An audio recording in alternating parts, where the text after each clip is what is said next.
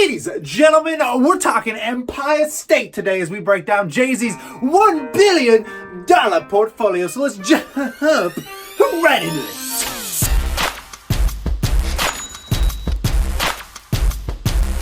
The man, the myth, the legend, the great Jay-Z, worth more than Cardoni Baloney at the young age of only 49 years old. We're going to break down his entire portfolio based on this Forbes list, saying he is now worth over $1 billion, which is quite staggering. So let's just jump right into this, guys, starting with his largest investment in Armade Bricnac. I probably did not pronounce that right. I've never seen the champagne in my life, but I am also not a high roller catering to the finest of the finest at the Empire State. This champagne company is something that he invested in years ago, which apparently makes up the majority of his net worth, which is kind of staggering. As we're going to learn, he really makes a lot of investments in booze, just like I do, man. I like investing in drugs. It makes up most of my portfolio as well.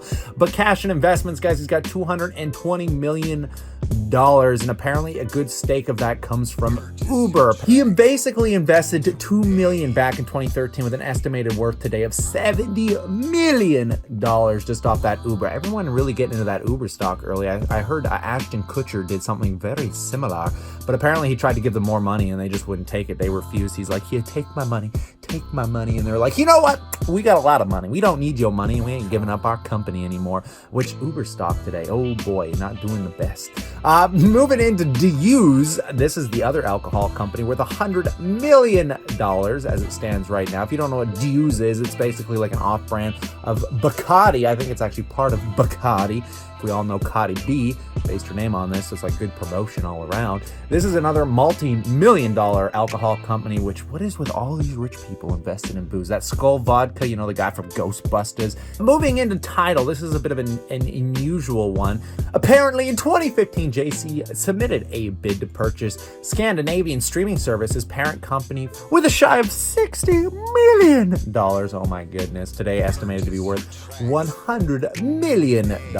This company, we're going to find that it's basically a big conversion between booze and streaming and music, because this, along with Rock Nation, which is a little bit more famous, a little bit more common. We all know Rock Nation, even if you don't use this to deal with music, we all have probably heard of it before, because Rock Nation was also another one of his largest investments. This wide-ranging entertainment company started over a decade ago as a part of a joint venture with a concert giant Live Nation, which I'm sure we've heard of. I mean, Rock Nation represents some of the top stars in the entertainment through its sports agency. So basically, we got booze, we got rock stars. You know, we got everything we need here to make a muy bien entertainment company. His music catalog also, surprisingly, not one of his bigger investments, but we all know he made his career off music. So before beginning his stint as Def Jam's chief in 2004, Jay-Z negotiated the eventual return of his master recordings from the after-mentioned label that helped launch his career in the separate deal with EMI. His hits now clock close to 1 billion streams annually. My girlfriend would probably really appreciate this with a degree in design, but in the song Picasso Baby, Jay-Z boasted about his basket in my kitchen corner, included, estimated to be worth, you know, about $4.5 million.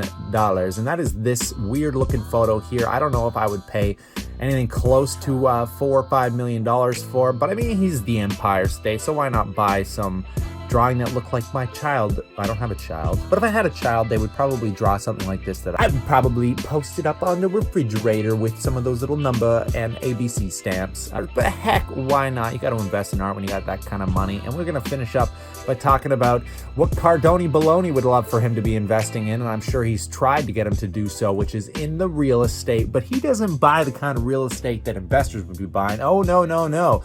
He'd be buying them luxury suites. He sold one of his luxury estates in the last few years, I do believe, but we get to take a look at some of them here, including some of the wonderful, where's this condo? I wanted to show you the condo that he has in New York. This guy right here, oh my goodness. So this guy owns a repertoire of real estate, but more or less, I think, self-enjoyment real estate. This guy ain't buying any kind of real estate that has to do with investment, to say the least. After getting hitched in 2008, the couple snapped up a sprawling 7-bedroom, 8-bathroom Miami Beach compound at 40 Indian Creek Road. The compound is part of an Indian Greek village, an exclusive, insanely expensive island in Miami's Biscayne, I'm probably not saying that right, Bay. There are 35 homes on the island. Sneezing money here. The Carters picked up a splashy Mardi Gras mansion in NOLA. They own an incredibly amount of personal real estate. I imagine these things bleed most of their income as it is anyways. But kind of like, look at this insanity here. Oh my goodness gracious. This is life presidential with a nice little bowling hall down in the basement, a nice little jacuzzi, some pools, the lifestyle we all wish we had. But you don't get that kind of lifestyle without investing, guys. So I hope you enjoyed this really quick breakdown. Remember, ladies and gentlemen, if you enjoyed this video, slap a like and consider subscribing. It lets me know to make more content like this, breaking down Jay-Z's $1 billion portfolio. Stay cool, stay awesome. I look forward to chatting to you guys real soon.